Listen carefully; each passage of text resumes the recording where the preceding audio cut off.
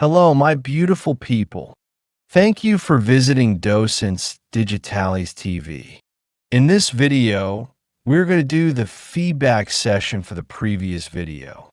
If this is your first time here, I recommend watching the previous video where we talked about Chicago and why it's called the Windy City. Now, let's put your knowledge to the test with some questions. Is Chicago located near Lake Michigan?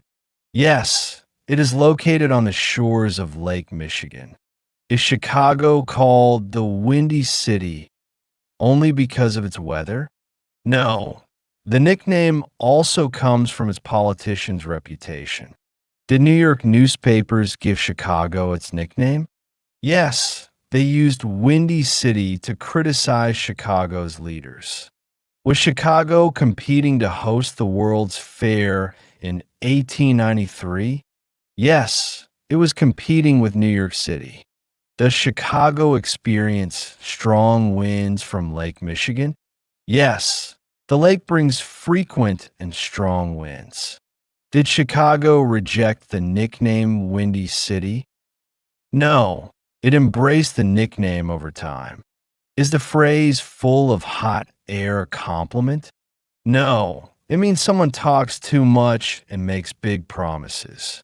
Does the nickname now represent both wind and Chicago's spirit? Yes, it symbolizes both the weather and the city's boldness. Is Chicago known for jazz music and architecture?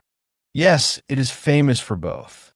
Is the Windy City one of Chicago's sports teams? No, it is a nickname for the city, not a sports team.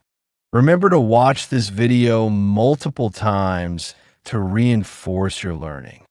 Don't forget to subscribe to the channel to stay updated with the next videos in this amazing series on learning English and American culture.